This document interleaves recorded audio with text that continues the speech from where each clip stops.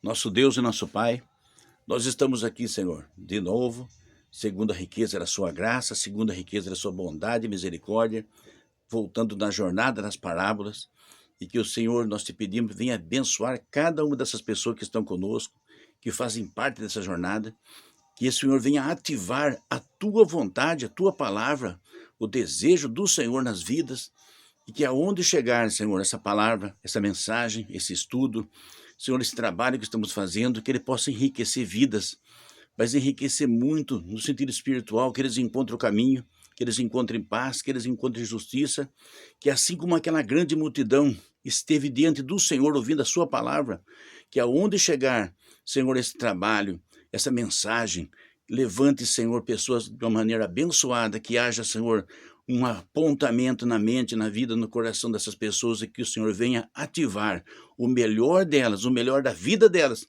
para a honra e para a glória do nome do Senhor Jesus. Amém? Quero cumprimentar a todos, nossos irmãos, nossos amigos, que a graça e a paz seja com todos. Estamos de volta aqui na nossa jornada pelas parábolas, e eu acredito que vai ser uma bênção na vida de cada um. E nesta jornada, nós vamos falar sobre vinho novo e odres novos, e vamos falar sobre roupa nova e remendos novos. E é uma passagem que é conhecida pelas pessoas que estão acostumadas a lidar com a palavra, mas para aqueles que estão ouvindo, que leem pouco a Bíblia, estudam um pouco, vai ser uma coisa nova. Vamos procurar falar sempre de uma maneira simples, de uma maneira didática, mas não tão cansativa como uma aula, como um estudo, e trazendo também algumas coisas que vai trazer um alinhamento de pensamento com outras passagens que ele falou, que ele pregou, que ele ensinou, e trazendo também uma forma de mensagem que vocês possam viver aquele ambiente que estava na época que ele estava pregando, porque o segredo para nós é fazer com que vocês se sintam diante do Senhor Jesus como se ele estivesse falando com vocês, estivesse falando conosco, estivesse nos envolvendo com a sua mensagem num momento da sociedade em que era tudo muito rudimentar, como já disse em outras mensagens, não havia lápis, não havia caneta, não havia computador, não havia uma forma de registrar. Tanto que os 3 anos e meio, segundo os apóstolos, se fosse registrar todos os milagres e todas as coisas que ele disse, não haveria nem tinta e nem caneta, porque naquela época os escribas faziam com pele de cabra, papilo, né? De forma que são muitas as coisas, mas eu acredito que aquilo que o Espírito Santo permitiu que chegasse até nós é importante, vai ser muito bom na vida de todos. Dito isso, meus irmãos, eu quero falar também a respeito da plataforma. Vocês sabem que todo mundo explica, né? A plataforma do YouTube, ela quer que as pessoas conversem, interajam umas com as outras. Então, nós pedimos, a maioria das pessoas pede que vocês cliquem, que vocês compartilhem com outros amigos, que vocês apresentem esse trabalho para outras pessoas que também gostam da palavra de Deus. E, se puder, tragam pessoas também para se inscrever no canal. Nós vamos aumentar nossa família cada dia. E eu acredito que você, fazendo isso, você vai estar me ajudando a levar a palavra de Deus cada vez em mais lares, e mais vidas, mais famílias. E sendo assim, você também vai estar fazendo parte do milagre, porque esta mensagem, o Senhor disse para todos os discípulos: olha, vocês vão por todo o mundo e pregam o meu evangelho a toda criatura. Então eu agradeço muito a todos que já estão fazendo isso, e nós estamos orando todos os dias pelos inscritos, para que o Senhor venha abençoar a sua vida, venha ajudar você em todos os aspectos, você que trabalha, você que estuda, você que faz a obra, de forma que a sua vida seja uma bênção, e nós ficaremos muito felizes com isso também. Então, na sequência, nós vamos ler um texto na palavra do Senhor, que fala a respeito dessa parábola. Evangelho de São Lucas, capítulo 5, versículo 36 e 37. E disse-lhes também uma parábola, dizendo: ninguém deita pedaço de uma roupa nova para coser roupa velha, pois romperá a nova e o remendo não condiz com a velha. E ninguém também deita vinho novo em odres velhos, de outra sorte que o vinho novo romperá os odres e retornará ao vinho, e aos odres se estragarão. Irmãos, nós vamos falar sobre essas duas passagens que o Senhor disse, esses dois argumentos que ele trouxe. Eu quero lembrar a todos que Jesus pregava às vezes para uma multidão de 2.000, outra hora 5.000, outra hora 7.000 pessoas, outra hora 15.000 pessoas, ficavam em volta dele. Porque como ele se apresentava como um homem que tinha um ministério, então uns viam ele como profeta, outros viam ele como uma pessoa que tinha uma mensagem, mas as curas também, os milagres que faziam, aglomeravam muitas pessoas. E as pessoas que estavam ali, eles estavam aprendendo com ele algo que ia ser para nós hoje o Evangelho, a mensagem do Evangelho, a igreja do Senhor. Então eu quero falar para vocês que naquela época em que ele estava passando por esse momento, ele não tinha muita estrutura. Eu acredito que se fôssemos comparar hoje com aquilo que ele fazia, irmãos, é uma coisa muito impactante, né? Pegue você, por exemplo, vá num lugar que não tem nenhuma tecnologia, por exemplo, que só tem um lugar ermo, e comece a gritar, e comece a falar para 5, 10 mil pessoas na garganta. Olha, irmãos, eu já fiz, quando eu era jovem, já trabalhei na rua, fiz culto ao ar livre. Depois que você fala 40, 50 minutos, você fica sem voz, porque não é fácil não, você falar alto, falar para muitas pessoas ouvirem. Mas ele fazia isso os 3 anos e meio. E os discípulos, e eu acredito que eles não podiam ajudar muito, porque eles não sabiam muita coisa também, mas o Senhor tinha. Então eu quero dizer para vocês que nós estamos fazendo essa jornada pelas parábolas, de todas as parábolas que ele disse, porque cada parábola é como uma chave. Depois você vai ver, se você ver as outras parábolas, existe uma chave, existe um apontamento, existe uma direção. E eu acredito, tenho certeza, todas as pessoas que fizerem parte dessa jornada, que virem as parábolas, você não vai mais ver Jesus como você via antes. Você não vai mais ver o Evangelho como você via antes. Você não vai ver a Bíblia como você via antes. Porque você vai ver que Jesus ele vai ativar em você coisas que você pensava que era de uma forma e é de outra. Coisas que você pensava que deveria fazer de um jeito e é do outro. E eu acredito que vai ser muito forte, muito impactante na sua vida, porque a essência,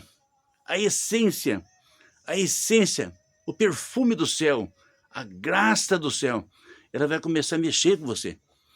Porque Jesus ele não era simplesmente um homem, ele não era simplesmente um contador de história. Jesus era o Filho de Deus. E ele tinha unção e vida, né? Ele dizia assim, vocês não querem vir para ter vida? Olha, eu quero falar para vocês, não tem como a gente não trazer contexto.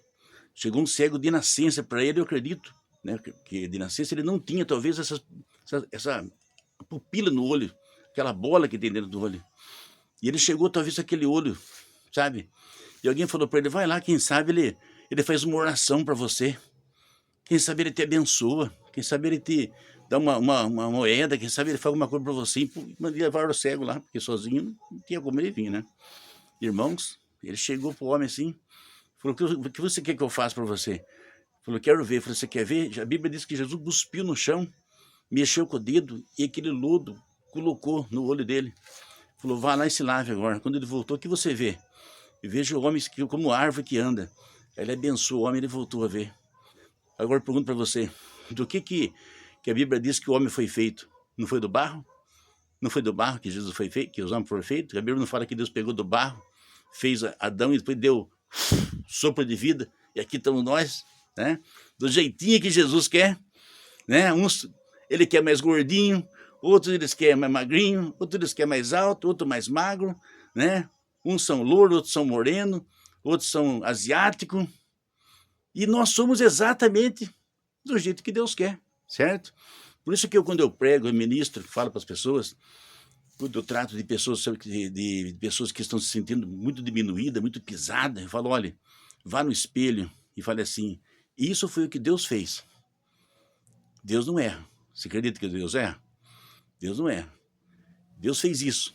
Então eu amo aquilo que Deus fez.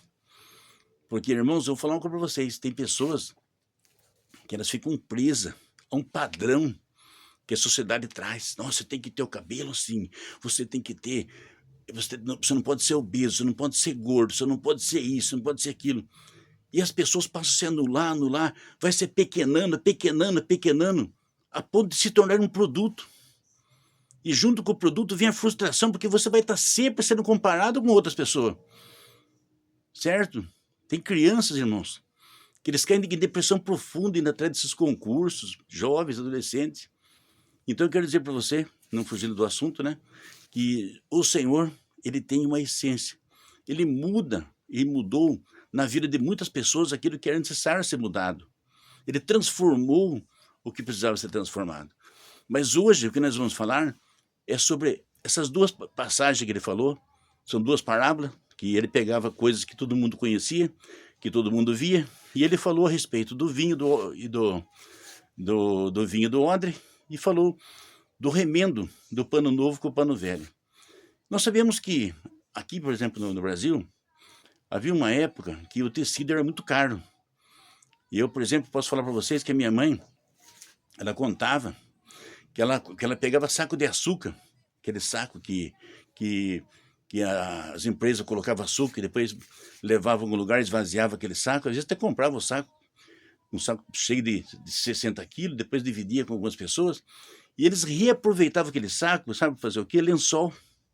Eu cheguei a dormir em lençol feito de pão de açúcar, porque ele está falando de coisa de mais de 70 anos atrás, né? Então não tinha indústria que é hoje. Hoje você compra essas coisas baratinho por aí, né? Essas grandes aglomerados, faz pano, né? Torto direito nos Estados Unidos, que eles colocam na calçada assim, aquele monte de roupa boa, porque tão barato que é. E tão barato que é. E aí pegava aquele pano, fazia fronha, travesseiro, fazia até camisa pro meu pai. Pegava aquela maquininha, sabe, aquela maquininha simples, porque era uma estratégia de sobrevivência. Então, muitas vezes na construção civil, que a pessoa usa uma roupa, daqui a pouco rasga no lugar, rasga no outro, vai subir uma escada, rasga, mancha, e vai também a pessoa da lavoura, né? Trabalha com ferramenta afiada, risca aqui, risca lá. Então a pessoa não jogava fora aquela roupa. Não é como uma pessoa assim que trabalha, por exemplo, num shopping, trabalha num banco. Ah, não, tem uma manchinha aqui, não quero mais. Vou jogar fora, jogar no lixo. Não, porque o tempo é diferente. Ia lá, cortava aquele lugar, fazia o remendo. Colocava por dentro um pano e remendava. Então a pessoa ia usando aquela roupa de novo. Na lavoura, né? Na construção civil, por exemplo, a gente deixava uma roupa mais batida lá e vinha com uma roupa de fora. Depois trocava de roupa lá. Depois, na hora de ir embora, trocava novamente. Então, explicando para vocês que era comum as pessoas remendarem roupa porque era muito caro. E era inviável você ficar comprando a roupa e qualquer vez que manchava, jogava fora. Cortava, jogava fora. Como, dependendo do trabalho, não dá, não. O gerente de banco não vai com a roupa remendada lá, né? Um vendedor de uma loja muito cara. Mas na construção civil, na lavoura, esses lugares que as pessoas elas trabalham, geralmente com coisas da mão, era comum isso daí. Eu mesmo cheguei a usar roupa remendada. Até que nas festas juninas que eles fazem por aí, tem alguém faz, mostra na televisão, mostra na internet, né? É mais coisa da igreja católica, mas tem algumas pessoas que fazem, algumas igrejas que fazem a festa rural, para não falar que é junina, fazem outra data, muda a data para não coincidir como se fosse uma idolatria, e faz a festa rural e vai, usa aquelas roupas remendadas para trazer a memória de coisas antigas. Então ele dizia, quando você vai remendar uma roupa, se você pegar uma roupa muito velha, que foi muito lavada, ela está muito antiga, então ela fica fácil de rasgar. Aí você pega um pano novo e põe vários remendos ali, em pouco tempo aquele pano velho vai se romper. Aí você vai perder, porque vai ficar rasgado de novo e o remendo perde de novo. Então ele falou, é inteligente fazer o quê? Você pegar aquele pano velho, já põe outro pano velho. Eu falei, é velho por velho, vai estragando e uma hora queima. E o pano novo, você coloca numa roupa nova. Uma roupa seminova, eu acabei de pegar essa roupa, rasgou. Descosturou aqui, certo? Enroscou num galho ali, uma ferramenta cortou, então pega um pano novo com um pano novo. Os dois vão durar muito mais tempo. E era essa praticamente uma atitude inteligente das pessoas da época. Na sequência do vinho do odre, é mais ou menos assim, naquele tempo, então tinha, por exemplo, as lavouras de vinho. Então você sabe que a lavoura de vinho ela não dura muito tempo. Depois que ele vem o vinho, você tem, sei lá, talvez 30, 40, 50 dias para você resolver. Mas não havia geladeira naquela época. Não havia, na época de Jesus, por exemplo, naquele tempo, um freezer que pudesse guardar, uma geladeira, um caminhão que tivesse alguma coisa assim que mantesse refrigerado. Então eles tinham aqui o recurso da madeira. Então você vê que o carpinteiro, o marceneiro, é uma profissão antiga. né? Eu já tive oportunidade de ter contato com essas coisas. Eles pegam uma madeira que não pode ser qualquer uma. Ela não pode ser uma madeira que entorta rápido, não pode ser uma madeira que cede rápido, né? Aqui eles usam o carvalho, por exemplo, para usar para tipo de destilado, aguardente, né? Então eles fazem um corte na madeira que quase encosta uma na outra, bem encostado. Esse que tem que ser uma pessoa profissional. E não pode colocar betume, não pode colocar petróleo, cola, alguma coisa ali que passa o gosto no vinho. Eles encaixam, depois eles vão batendo, batendo, batendo, e depois aperta com uma cinta. Eu acredito que lá fazia com madeira também. Jesus era carpinteiro, disso aí ele entendia, hein? Porque José era carpinteiro, e o carpinteiro fazia aquelas rodas, fazia as carruagens. E Jesus cresceu junto com José. Jesus ele cresceu com o pai dele, que era carpinteiro. Ele cresceu com José. Então, praticamente, podemos dizer o quê? Que Jesus, de madeira, ele entendia. De odre, ele entendia até mais do que eu, muito mais do que eu, porque eu só via um tonelzinho aqui, um tonelzinho ali, e via imagem. Mas ele sabia fazer o segredo, para que fosse bem encaixadinho, depois apertava. E aquele odre tinha um tempo de vida útil. Não ia durar para sempre, né? Porque você vai pegar uma madeira, coloca vinho dentro dela, um destilado, ele vai azedar ali dentro, né? Com o mosto ele vira vinho, e se ficar só apertado, ficava o suco da uva, mas ele não vai aguentar a vida toda, né? Ele vai ceder, ele vai ficar em contato com aquele material, ele vai ceder.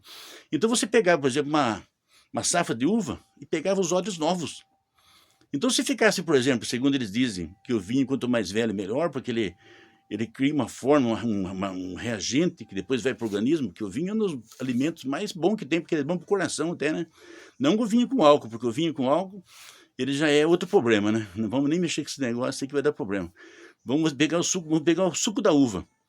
Ele é bom para o coração, o suco de uva é bom para o coração, porque ela tem a uva, por si próprio, ela tem uma substância que trabalha muito nas artérias, né?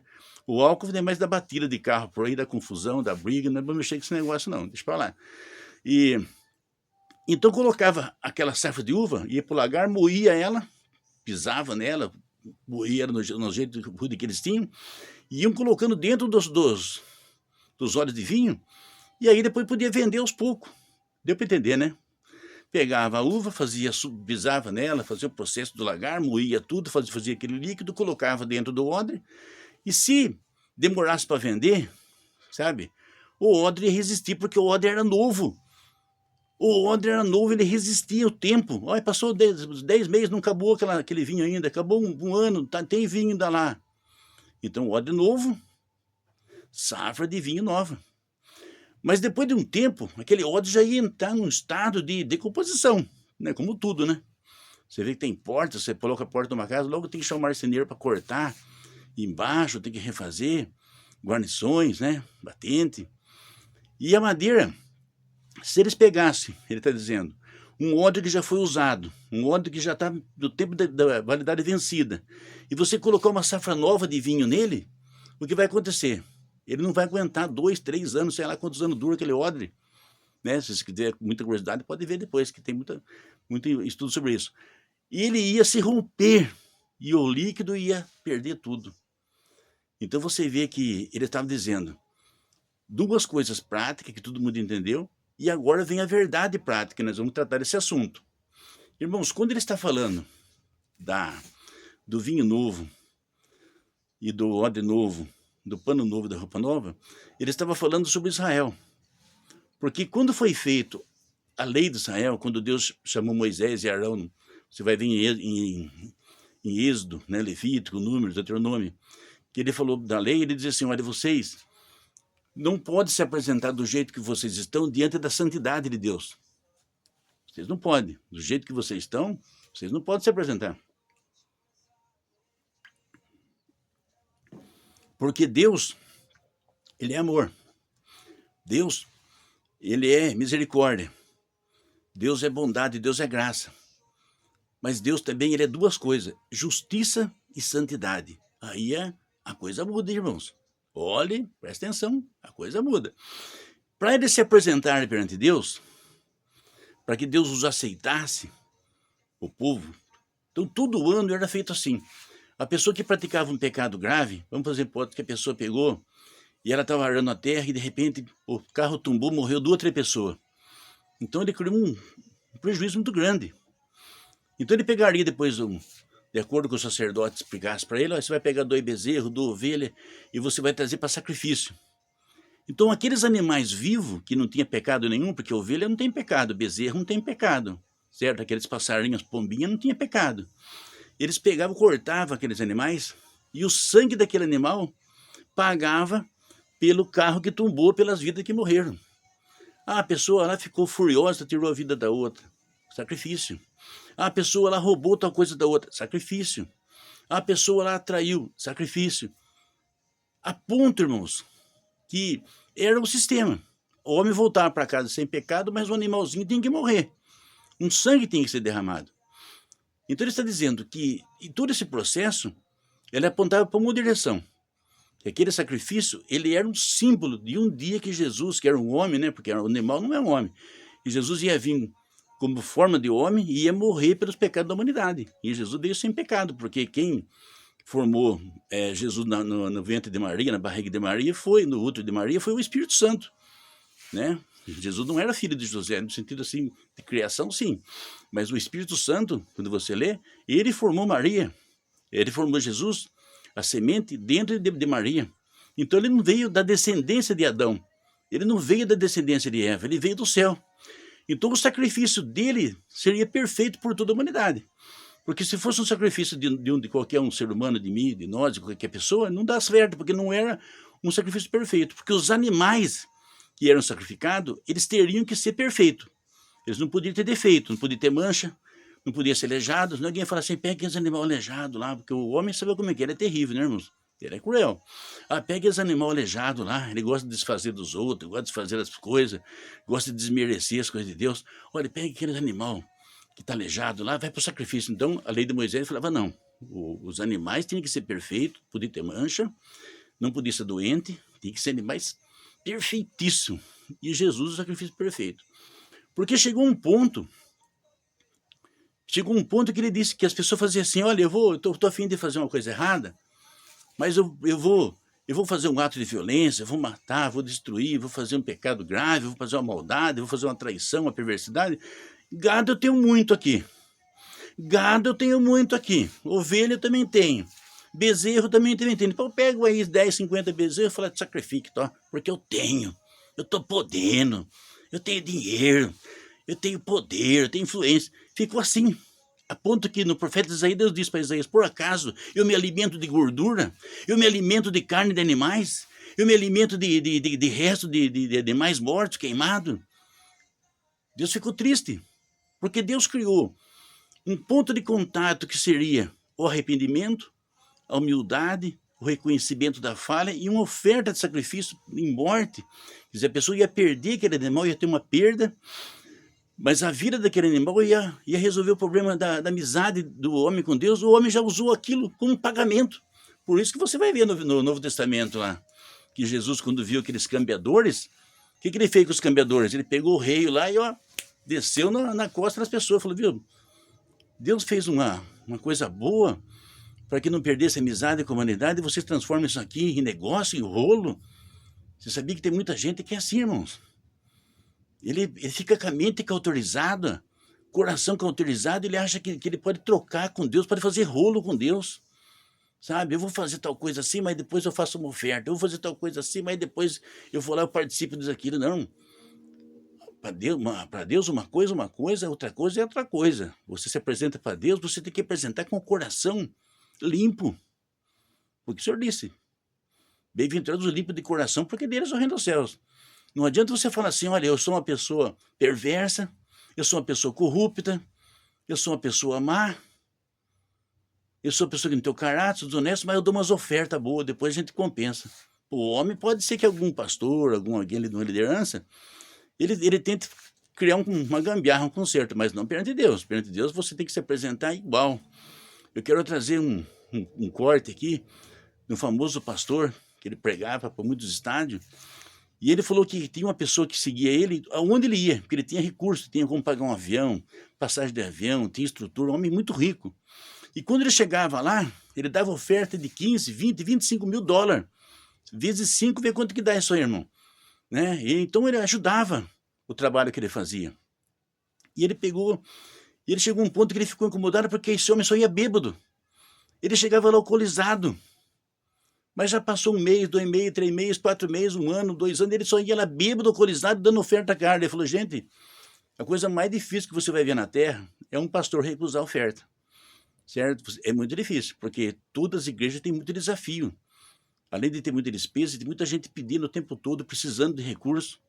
É muito difícil. Mas eu abro mão. Eu abro mão dessas ofertas que você dá de 10, de 15, 25 mil dólares, mas que você venha ação. Que você venha no meu trabalho são, que você venha no meu trabalho liberto, transformado. Que você venha aqui dizer assim, olha, a sua mensagem me impactou, a sua mensagem trouxe resultado para a minha vida. Eu estou transformado, sou outra pessoa. Certo? E ele pegasse e viesse ação. Falou, eu para mim ficaria mais feliz se você ficasse 1 ano inteiro, 2 anos sem dar nenhuma oferta, mas mostrasse que o poder do evangelho é real na sua vida. Sabe, irmãos? E ele falou que ele deixou o homem tão emocionado que ele acabou largando a bebida mesmo, né? Da oferta, não sei, depois tem que ver mais com calma, não sei se ele... Mas ele conseguiu abandonar, abrir mão daquilo lá, porque esse que é o propósito de Deus. Então, chegando ao que interessa, vocês já entenderam. Né? A pessoa errava, pegava o animal, dava o sangue do animal, queimava o animal, que era o que Moisés instituiu, Arão instituiu, que era feito no templo. E veja bem, o que ele está falando? Se a pregação do evangelho se associasse a esse tipo de sistema, ia ficar como está. Então a pessoa ia lá, uma semana antes de participar da ceia, ou uma semana antes de participar do sacrifício, ele pedia perdão para Deus e continuava errando depois. Continuava errando de novamente, continuava praticando coisas erradas. Então ele dizia, não vai adiantar. Você está pegando uma religião velha, um odre velho, uma roupa velha e trazendo uma coisa nova. Não vai dar certo. E por isso que Jesus, quando ele estava pregando, veio lá um daqueles grandes que estava no templo, do sacerdote Nicodemos, e falou, Senhor, ninguém pode fazer o milagre que o Senhor faz se Deus não estiver com ele.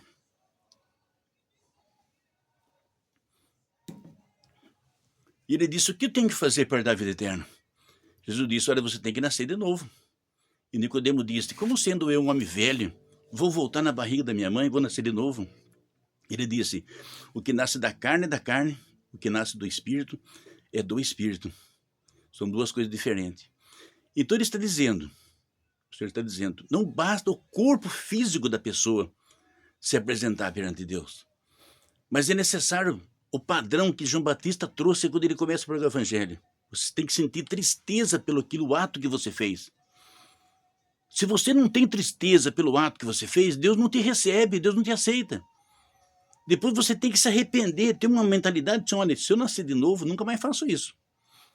Se eu passar por essa situação, nunca mais eu faço isso. Isso é arrependimento. Olha, nunca mais eu faço. Deus sabe do meu coração, eu não faço. Só se eu tiver uma coisa que seja além da minha vontade, além da minha mente. Isso é arrependimento. Então, desse modo, quer dizer, o que vai acontecer? Você tem o vinho novo, que é a mensagem do evangelho, e você tem também um coração novo, uma mentalidade nova. Eu não vou fazer mais isso aí. Eu não vou praticar mais isso. Então vamos pegar e trazer para uma realidade mais próxima de vocês, para que vocês possam entender, no contexto nos dias de hoje. Vamos supor que tem uma casa e tem muita violência. A mulher ergue a voz para o marido, sai briga. O marido ergue a voz para a mulher, sai briga. Certo? Chega em casa, começa a conversar, daqui a pouco todo mundo grita, briga. Então chega um ponto, tem que falar, viu, nós vamos se batizar nas águas, mas isso aqui tem que terminar aqui. Encerra aqui. Vamos supor que tem um homem que ele não paga ninguém. Ele compra uma coisa, não paga, empresta dinheiro, não paga. Ele é uma pessoa conhecida como um veaco. Depois vou batizar nas águas, olha, termina aqui. Eu vou comprar aquilo que eu puder e vou pagar aquilo que eu comprometi pagar. Então vamos supor que uma pessoa que ela trabalha, depois chega de tarde, ela bebe, chega bêbado em casa. Se ela chega no fase do arrependimento, ela vai falar, espera um pouquinho. Isso errou aqui.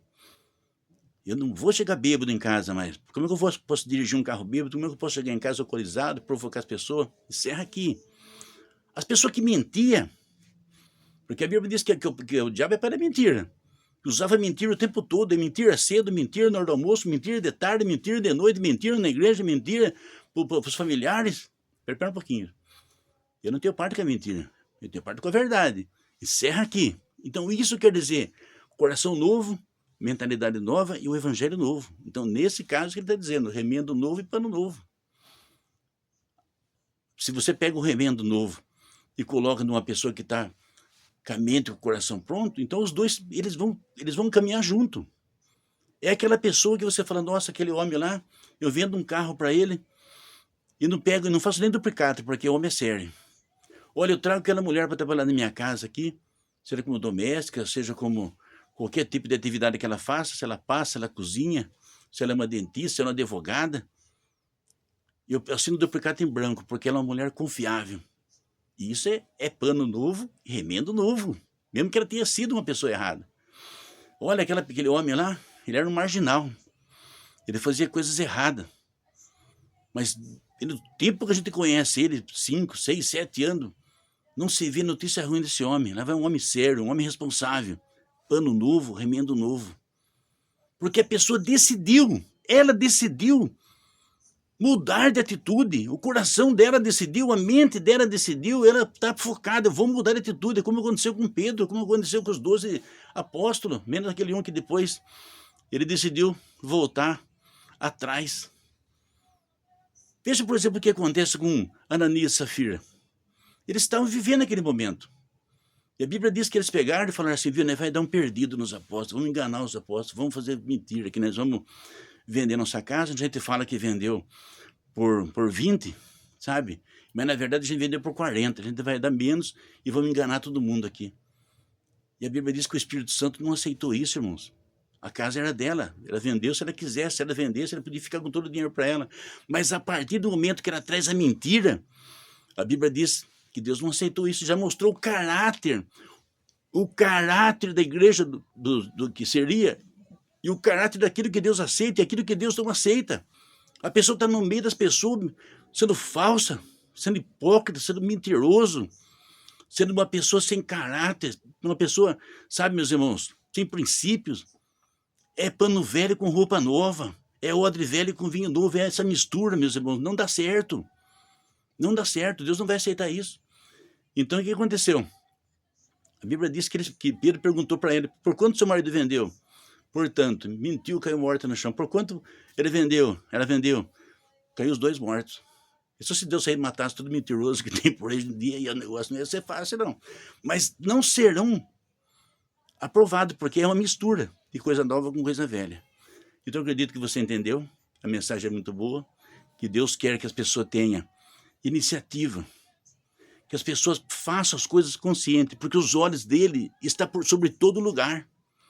Os olhos de Deus estão na sua cama à noite, os olhos do Senhor estão no seu guarda-roupa, daquilo que você compra para colocar no guarda-roupa para você usar. Os olhos do Senhor estão quando você está no seu trabalho, quando está na igreja, quando está na rua, quando você conversa suas mensagens do WhatsApp, aquilo que você traz da internet, que você está vendo, participando, degustando, aquilo que você conversa com os amigos. E Deus está em todos esses momentos. E Ele quer ver o quê? Odre novo com vinho novo. Ele quer ver o quê? Pano novo com remendo novo. Amém? Deu para entender, né? Deu para perceber que o Senhor Jesus está dizendo, as pessoas têm que ter um novo caráter, um novo comportamento, uma nova vida, para que o Espírito de Deus seja uma só com essa pessoa e prepare essa pessoa para encontrar com Ele. É forte a mensagem, né? Então, meus irmãos, essa é a palavra. Essa é a interpretação, essa é a palavra que ele está falando a esse respeito. Eu acredito que você vai focar daqui para frente na sua vida, no seu futuro, né?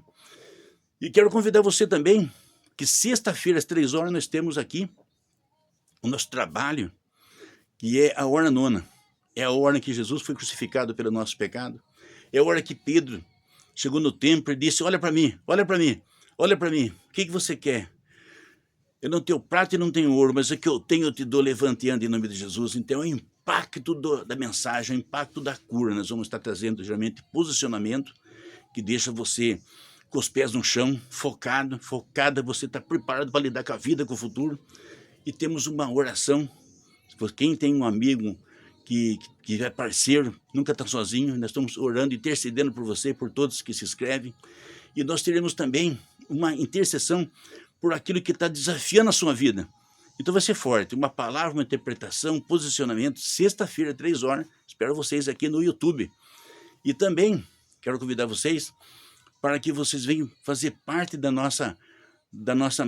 milagre. Ajude dando um joia, dando um ok. Convida outras pessoas. Eu tenho certeza que Deus vai abençoar poderosamente a sua vida. Deus vai abençoar a sua casa. E você vai também prosperar nessa jornada. Sobrar um tempinho, vai nas outras parábolas que nós temos, todas elas registradas aqui no canal. Você vai ficar maravilhado de ver a grandiosidade da sabedoria que o Senhor distribuiu isso para a humanidade. E a sua vida muda, seu caráter muda, sua mentalidade muda, o seu foco muda. Você passa a ser outra pessoa porque você percebe que você está no mesmo ambiente que o Senhor Jesus estava naquele dia. Amém? Vamos orar? Também convido vocês, toda terça-feira, eu com a missionária Leandra Bretas, estamos fazendo live ao vivo no Instagram. Depois, se você quiser, pode perguntar aqui, gente, se você não souber nosso contato lá, nosso nome lá, você vai nos achar lá. Sempre vamos trazer temas atuais. Toda terça-feira, às 9h40, 9h30, 9h40, estamos lá trazendo uma boa palavra que ajuda você também a prosperar e crescer na caminhada. Vamos orar. Senhor, nosso Deus e nosso Pai, nós te agradecemos, Senhor, pela vida de cada uma dessas pessoas que estiveram conosco, que estão conosco, que vão estar conosco, que vão ler esta mensagem. Abençoa eles. Visita a casa, visita a vida, visita a família, visita o futuro. Meu Deus, se houver qualquer coisa entre o Senhor e essas pessoas, eu intercedo agora por elas, para que seja derrubado por terra, que seja cancelado tudo aquilo que tiver. E essas pessoas tenham fé, tenham esperança, tenham contato, tenham a presença do teu Espírito em suas vidas, que eles possam prosperar na caminhada, que seja uma bênção, que seja uma vitória, que seja um livramento, e que eles possam tomar posse do melhor que o Senhor trouxe para a vida de cada um de nós. Fique bem, fique em paz, fique com a presença do Senhor e volte a olhar os outros vídeos da nossa jornada pelas palavras.